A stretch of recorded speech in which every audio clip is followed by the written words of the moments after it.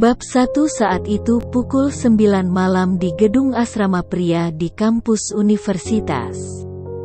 Gerald, tolong turun ke asrama 101 di lantai pertama dan bawakan laptopku untukku. Seorang pria berambut pirang dari asrama sebelah membuka pintu kamar asrama Gerald tepat sebelum dia menjatuhkan $1 ke lantai. Lalu berbalik dan berjalan pergi.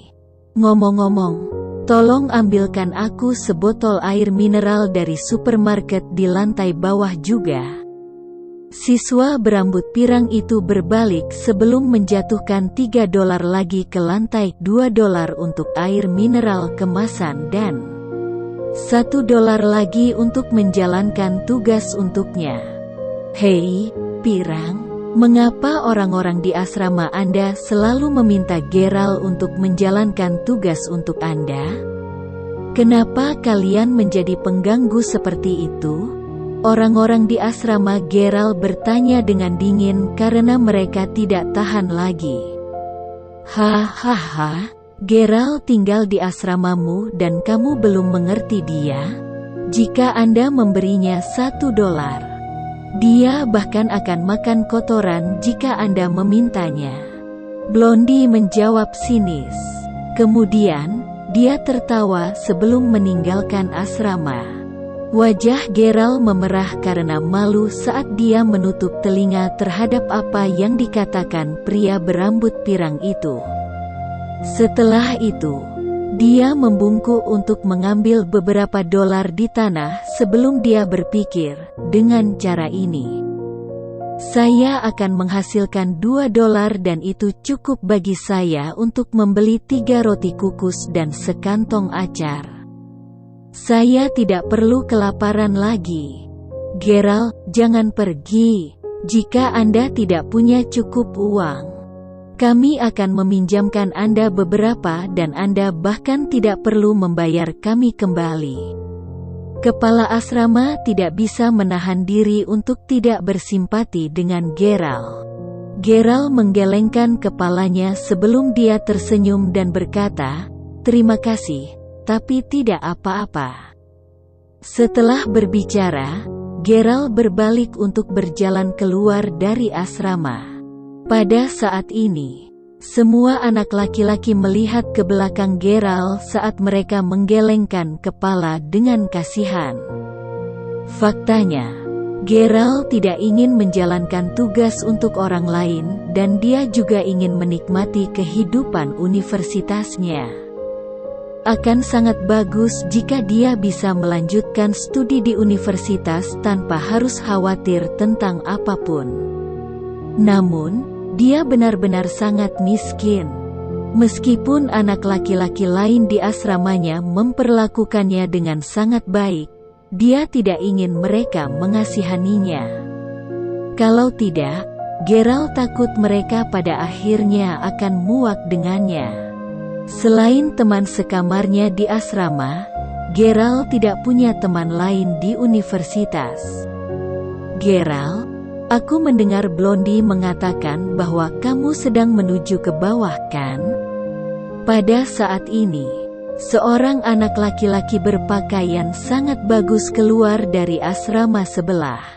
Namanya Denny Sander dan dia adalah kepala asrama Blondie. Dia adalah idola setiap siswa perempuan karena dia tidak hanya kaya tetapi dia juga sangat tampan. Namun, dia selalu memandang rendah Gerald karena dia merasa bahwa Gerald memalukan. Gerald tidak mengerti mengapa Denny mau berbicara dengannya. Gerald hanya mengangguk dan berkata, "Ya, aku menuju ke bawah." Denny tersenyum sebelum memberikan Gerald sekotak penuh barang. "Salah satu temanku akan menunggu di hutan timur hari ini. Tolong berikan dia kotak ini. Ini $10 untukmu." Denny adalah seorang playboy dan semua orang tahu tentang bagaimana dia sering meminta gadis-gadis yang berbeda untuk bertemu dengannya di hutan. Denny juga punya banyak teman yang akan melakukan hal yang sama. Namun, Geralt tidak terlalu memikirkannya karena dia sudah terbiasa menjalankan tugas untuk orang lain. Dia hanya mengambil kotak dan $10 sebelum dia berjalan ke bawah. Begitu dia berbalik, dia sepertinya mendengar tawa samar Dany di latar belakang. Geralt turun untuk mengambil laptop dan membeli sebotol air mineral sebelum dia memutuskan untuk memberikan kotak barang-barang untuk Dany. Hutan kecil di luar universitas adalah tempat yang sangat terkenal bagi pasangan untuk mengadakan pertemuan rahasia mereka di malam hari. Setelah itu, Geralt tiba di tempat yang Dany sebutkan padanya. Dia bisa segera melihat seorang pria dan seorang wanita duduk di hutan, berbicara dan tertawa bersama. Namun, Geralt terkejut ketika dia melihat wajah pria dan wanita itu di bawah sinar bulan. Dia tercengang. Itu Saphia. Mata Geralt langsung memerah dan barang-barang yang dia pegang jatuh ke tanah. Saphia adalah mantan pacar Geralt dan baru 3 hari mereka putus. Tentu saja Saphia yang ingin mengakhiri hubungan tersebut. Ketika mereka putus, Saphia mengatakan kepadanya bahwa dia ingin waktu sendiri untuk dirinya sendiri. Namun, itu baru 3 hari dan dia sudah menghabiskan waktu dengan pria lain di hutan. Keduanya juga segera menyadari kehadiran Geralt dan ekspresi di wajah mereka tiba-tiba berubah. "Geralt, kenapa kau di sini? Anda, jangan salah paham. Aku di sini bersama Yuri karena..." Saphia langsung panik, merasa sangat malu saat ini. Dia dengan cepat menundukkan kepalanya, tidak tahu bagaimana menghadapi Geralt. Bocah laki-laki bernama Yuri Lowell, yang merupakan anak kaya generasi kedua, melirik kotak barang-barang yang dijatuhkan Geralt ke tanah sebelum dia tertawa terbahak-bahak. "Sial, Dany benar-benar tahu cara membodohi orang. Saya memintanya untuk mengirimi saya kotak barang ini dan saya benar-benar tidak berharap dia mengirim Anda ke sini untuk menjalankan tugasnya. Ini menyenangkan. Ini benar-benar terlalu mengasyikkan." Geralt tahu bahwa Yuri, yang merupakan anak kaya generasi kedua, adalah teman dekat Dany. Keluarganya memiliki beberapa restoran dan dia biasanya mengendarai mobil BMW seri 3 ke sekolah. Geralt hanya bisa mengepalkan tinjunya erat-erat setelah mendengarkan kata-kata Yuri. Ternyata Dany memang sengaja melakukan ini. Apalagi, Geralt percaya bahwa Dany benar-benar berperan dalam putusnya hubungan dengan Saphia. Dia bersama Yuri hanya beberapa hari setelah mereka putus. "Saphia, aku tahu kamu tidak menyukaiku, tetapi kamu tidak harus bersama dengan orang seperti ini setelah kita putus. Apakah Anda tahu berapa banyak pacar yang telah dia ubah sebelum ini?" Geralt berteriak keras. Dia sangat mencintai gadis ini. Dia benar-benar mencintainya. Saphia merasa sangat cemas dan kesal ketika mendengar kata-kata Geralt. "Geralt, kamu pikir kamu siapa? Siapa yang memberi Anda hak untuk mengajari saya bagaimana saya harus bertindak dan apa yang harus saya lakukan? Aku sudah putus denganmu dan aku bisa memilih untuk bersama siapapun yang aku mau." Juga, Saphia sangat marah kali ini. Setelah itu, dia menatap Geralt sebelum dia berkata, "Apakah kamu datang ke sini untuk membuatku jijik dengan sengaja?" "Enyah." Tamparan. Setelah dia selesai berbicara, Saphia melangkah maju dan menamparkan wajah Geralt dengan keras. Yuri tertawa lebih keras saat ini. Hahaha, Safia, kenapa kau mengusirnya? Anda seharusnya membiarkan dia tinggal dan mengawasi kami.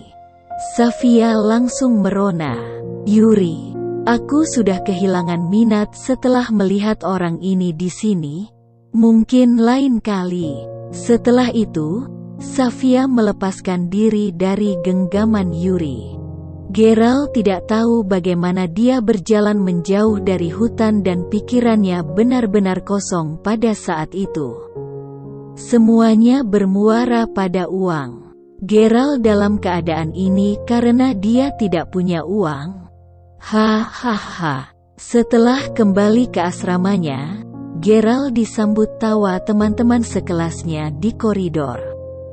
Denny memegangi perutnya sambil tertawa terbahak-bahak. Dia jelas telah memberitahu semua teman sekelas mereka tentang masalah ini. Hahaha, Geralt, apa yang kamu lihat saat mengantarkan barang tadi? Blondie bertanya padanya dengan senyum di wajahnya. Sial, Safia memang sosok yang paling sempurna, kata Denny sambil nyengir. Geralt mengepalkan tinjunya erat-erat dan matanya memerah saat ini. Dia benar-benar ingin membunuh Denny. Dia ingin binasa bersama Denny. Mengapa? Kenapa kau melakukan ini padaku? Geralt mendesis marah. Denny tertawa sebelum menjawab, "Hei, lihat ini. Aku sama sekali tidak takut padamu. Di antara semua orang miskin di kelas kita, kamulah yang paling aku pandang rendah." Safia adalah wanita yang sangat cantik dan sangat sia-sia baginya untuk menjalin hubungan dengan orang sepertimu. Akan lebih baik bagi kakakku untuk menikmati dan bermain-main dengannya setidaknya selama beberapa hari. Ngomong-ngomong, Geralt, tahukah kamu bahwa Yuri berhasil menjemput Safia setelah mengirim SMS padanya kurang dari setengah jam sementara kamu harus mengejarnya selama lebih dari setahun sebelum dia akhirnya setuju untuk menjadi pacarmu? Semua orang tertawa saat ini dan tidak ada yang peduli dengan martabat Geralt sama sekali. Aku melakukannya untukmu. Geralt bergegas menuju Denny segera. Akibatnya, dia malah dipukuli oleh teman-teman Denny. Pada akhirnya, teman sekamar Geralt datang untuk menyelamatkannya dan mereka membawanya kembali ke asrama mereka sendiri. Geralt menutupi wajahnya dengan selimut saat dia terus terisak saat dia berbaring di tempat tidur. Mengapa? Mengapa mereka harus menggertak saya dan menginjak-injak harga diri saya? Mengapa? Apakah saya tidak punya perasaan hanya karena saya miskin? Apakah saya bukan orang di mata mereka? Geralt terus berjuang secara internal dan dia tidak bisa menghentikan air mata mengalir di pipinya. Dia tidak bisa melupakan pemandangan yang baru saja dia saksikan malam ini. Dia tidak tahu berapa lama dia meringkuk di bawah selimut, menangis sebelum akhirnya tertidur. Mungkin karena malam yang begitu gelap dan sunyi, Geralt tidur sangat nyenyak malam itu. Ketika dia bangun keesokan paginya, tidak ada seorang pun di asrama. Geralt tahu bahwa kepala asrama pasti tidak ingin membangunkannya karena dia mungkin merasa akan lebih baik bagi Geralt untuk tinggal di asrama daripada pergi ke kelas setelah kejadian malam sebelumnya. Ketika Geralt mengangkat ponselnya, dia menemukan bahwa dia telah menerima banyak pesan teks dan panggilan tak terjawab. Yang mengejutkan Geralt, semuanya adalah nomor asing. Geralt juga menerima pesan teks yang menyatakan bahwa seseorang telah mentransfer uang ke rekening banknya. Bank Duxtonville, 19 tahun. Saldo akun Anda yang berakhiran 107 adalah USD 1.500.000.00. Geralt tercengang ketika dia melihat rangkaian angka. 1.500.000 rupiah? Siapa yang akan mentransfer $1,5 juta kepadanya? Geralt buru-buru menelepon bank untuk mengkonfirmasi transfer dan dia bahkan lebih bingung setelah menerima konfirmasi dari bank. Pada saat ini, ponselnya mulai berdering lagi. Itu adalah panggilan telepon lain dari nomor telepon internasional dan Geralt segera menjawab panggilan itu. Geralt, apakah kamu sudah menerima uang yang aku transfer padamu? Aku kakak perempuanmu. Suara yang familiar terdengar di ujung telepon. Saudari, apa yang sedang terjadi? Bukankah kamu dan orang tua kita bekerja keras untuk menghasilkan uang di luar negeri? Dari mana Anda mendapatkan begitu banyak uang? Geralt benar-benar shock. Ayah kami berniat menyembunyikan kebenaran darimu selama 2 tahun lagi. Tetapi aku tidak bisa melakukannya karena aku tahu kamu terus-menerus diganggu di sekolah. Karena itu, saya berencana untuk memberitahu Anda berita sebelumnya. Keluarga kami sebenarnya sangat kaya.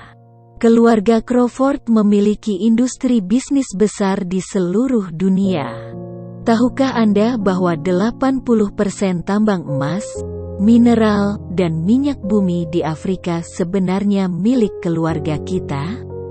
Ini tidak termasuk semua industri lain di Duxtonville dan luar negeri. Apa? Geralt langsung menelan ludah. Jika 1,5 juta ini belum ada di tangannya, dia tidak akan percaya ini sama sekali. Dia benar-benar berpikir bahwa saudara perempuannya hanya mengolok-oloknya. Aku tahu kamu merasa sangat sulit untuk mempercayaiku, Geralt, tetapi kamu harus belajar menerima kebenaran secara perlahan. Pada awalnya, saya juga dibesarkan di lingkungan yang miskin, tetapi setelah beberapa waktu, saya secara bertahap terbiasa dengan gaya hidup orang kaya. Omong-omong, saya telah mengirim sesuatu kepada Anda melalui kurir dan itu akan tiba pagi ini. Anda tidak perlu lagi khawatir tentang uang di masa depan. Saya tidak tahu berapa biaya apapun di Duxtonville saat ini, tetapi Anda tidak perlu khawatir. Gunakan saja $1,5 juta untuk saat ini. Aku akan meneleponmu lagi bulan depan. Setelah menutup telepon, Geralt masih tidak percaya. Dia selalu hidup sebagai orang miskin sepanjang hidupnya. Tetapi, dia sebenarnya adalah anak kaya generasi kedua. Geralt Crawford, orang kaya yang diam-diam tidak terlihat. Bab 2. Ternyata orang tua dan saudara perempuannya telah berbohong kepadanya ketika mereka mengatakan kepadanya bahwa mereka bekerja di luar negeri. Setelah itu, Geralt langsung menelepon orang tuanya. Mereka awalnya marah karena saudara perempuannya telah memberitahu dia tentang kekayaan mereka tanpa izin mereka, tetapi setelah beberapa saat, mereka memutuskan untuk meminta maaf kepada Geralt. Ayah Geralt mengatakan kepadanya bahwa dia tidak punya pilihan selain melakukannya karena dia ingin membesarkannya untuk memiliki kepribadian yang rendah hati. Setelah itu, ayahnya menjelaskan banyak hal kepadanya. Geralt kemudian menarik $100.000 dari bank sebelum dia pergi berbelanja dengan beberapa kartu bank hitam yang baru saja dikirimkan saudara perempuannya kepadanya. Faktanya, Geralt masih belum sepenuhnya yakin. Apakah ini hanya mimpi? Geralt sangat bersemangat saat ini. Hahaha, Sofia, jika kamu tidak putus denganku, aku akan bisa membelikanmu apapun yang kamu inginkan sekarang.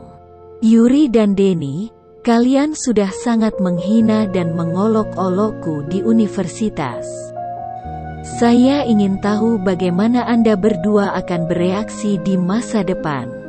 Gerald tersenyum pahit pada dirinya sendiri. Sudah hampir tengah hari ketika dia meninggalkan bank.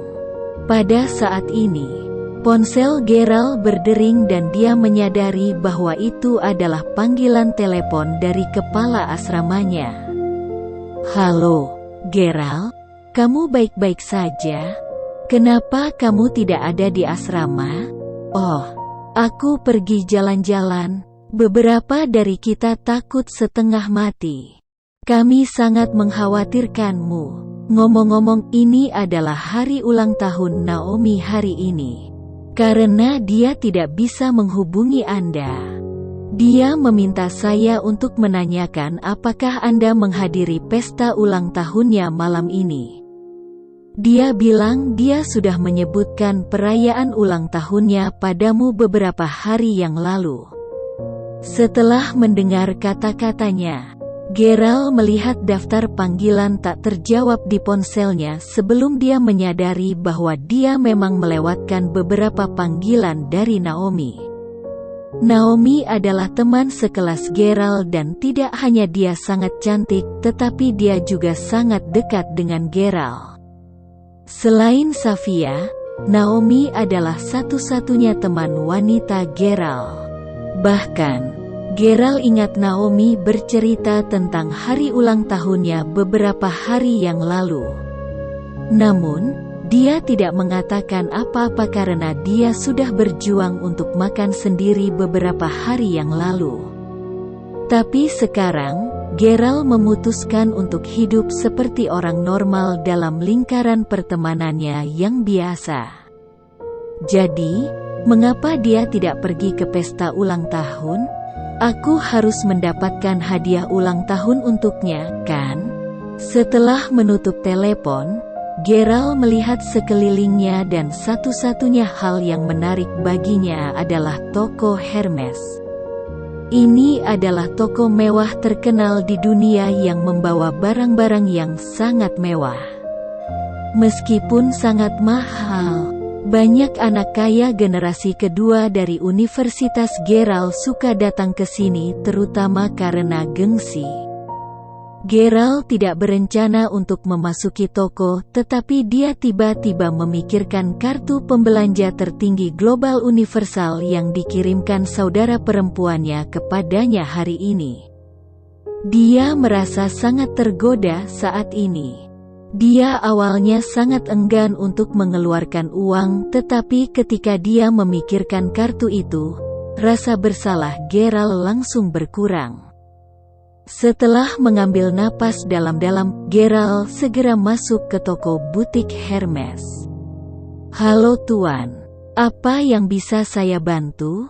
Seorang pramuniaga yang sangat cantik di dalam menyambut Gerald dengan sangat sopan. Meskipun ada jejak penghinaan di matanya ketika dia melirik pakaian Charlie, dia masih sangat sopan. Dia tahu bahwa setiap orang yang memasuki toko ini biasanya akan melihat-lihat terlebih dahulu, tetapi dia tidak mengerti mengapa orang seperti dia ingin memasuki toko butik mereka. "Aku akan melihat-lihat toko dulu," jawab Gerald segera. Ini adalah pertama kalinya dia masuk ke toko butik yang begitu mewah, sehingga dia benar-benar tidak tahu harus membeli apa. Pramuniaga memiliki ekspresi dingin di wajahnya saat dia melihat Gerald. "Yuri, bisakah kamu membelikanku tas?"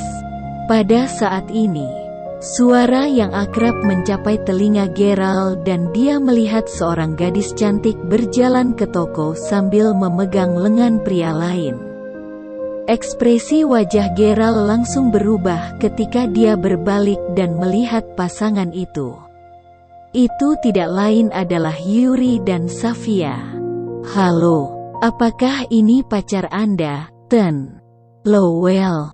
Dia benar-benar sangat cantik. Segera setelah pramuniaga yang melayani Geralt sebelumnya melihat Yuri, ada perubahan 180 derajat dalam sikapnya saat dia menyapanya dengan senyum di wajahnya. Semua orang tahu bahwa Yuri adalah anak kaya generasi kedua dan dia sangat menarik perhatian kemanapun dia pergi. Itulah alasan mengapa pramuniaga segera menghampirinya. "Rahel, ini pacarku, Safia. Saya membawanya ke sini untuk melihatnya hari ini karena saya ingin membelikannya tas." Safia tersipu saat ini. Yuri memang seorang pemuda kaya raya yang diakui kemanapun ia pergi. Pada saat ini, Safia menunjuk ke salah satu tas sebelum dia berkata, "Yuri, aku mau tas ini." Tas itu ditempatkan di dalam lemari dan terlihat sangat mewah dan megah. Rahel tersenyum sebelum berkata, "Tas ini adalah edisi kolektor yang diperkenalkan pada perayaan ulang tahun ke-200 Hermes. Hanya ada 200 unit tas ini yang diproduksi di seluruh dunia dan harganya $55.000. Apa?" Safia sangat terkejut dan dia tidak bisa menahan diri untuk tidak terkesiap. Yuri juga melompat sedikit sebelum dia tersenyum dan berkata, "Rahel, jika aku tidak salah, ini adalah tas buatan tangan dengan pengerjaan yang sangat baik. Itu baru dirilis tahun lalu dan telah memenangkan salah satu tempat di daftar 10 barang mewah teratas dunia, kan?" Rahel sangat terkejut dengan pengetahuan Yuri yang luas. "Sepertinya kamu tahu banyak tentang tas." Yuri menggelengkan kepalanya sebelum berkata, "Aku suka meneliti barang-barang mewah tapi ini benar-benar tas yang sangat mahal." Setelah itu, Yuri menatap Safia sebelum dia berkata, "Sayangku, seleramu benar-benar luar biasa. Mari kita ambilkan Anda tas lain yang bernilai $5 atau $6.000 sebagai gantinya." Yuri lebih baik mati daripada membeli tas seharga $55.000. Safia cemberut sambil berkata, pacar Elis membelikannya tas senilai lebih dari $8.000. "Yah, kamu harus menunggu sampai aku mendapat lebih banyak uang saku bulan depan. Kalau begitu." Pada saat ini, orang lain yang baru saja mendengar Rahel memperkenalkan tas itu kepada Yuri dengan cepat mengepung lemari yang berisi tas mewah itu. Ketika Yuri berbicara tentang tas yang bernilai $55.000, dia tampak sangat berpengetahuan. Semua orang sangat terkesan dengan pengetahuannya. Ketika Geralt melihat bahwa pramuniaga sudah meninggalkannya sendirian, dia tidak ingin lagi tinggal di toko butik karena dia tidak ingin Safia melihatnya. Pada saat ini, seorang pramuniaga yang lebih muda tiba-tiba berjalan ke arah Geralt sebelum dia membungkuk dan berkata, "Halo Tuan, bagaimana saya bisa? Ada yang bisa saya bantu hari ini?" Dia tampak seperti baru mulai bekerja sebagai pramuniaga. Dia masih sedikit pemalu. Namun, itu menghangatkan hati Geralt karena dia sangat sopan. "Oh, aku ingin membelikan seseorang hadiah ulang tahun." Geralt segera menjawab, "Tuan, apakah Anda memiliki kartu shopper?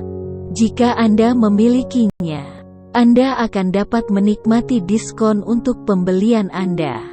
Meskipun Geralt adalah pelanggan pertamanya, dia tidak menghakiminya hanya karena penampilannya yang sederhana dan kasual. Sebaliknya, dia terus berbicara kepadanya dengan cara yang sangat profesional. "Oh ya, bisakah Anda melihat ini? Gerald mengeluarkan kartu pembelanja tertinggi global universal yang diberikan saudara perempuannya kepadanya sebelum memberikannya kepada pramuniaga. Si pramuniaga membelalakan matanya karena terkejut ketika dia melihat kartu itu. Ini kartu emas hitam? Si pramuniaga terus menatap Gerald dengan kaget dan tidak percaya. Pemuda ini tampak seperti siswa biasa dan bukan orang kaya yang terkenal. Bagaimana mungkin dia memiliki kartu emas hitam?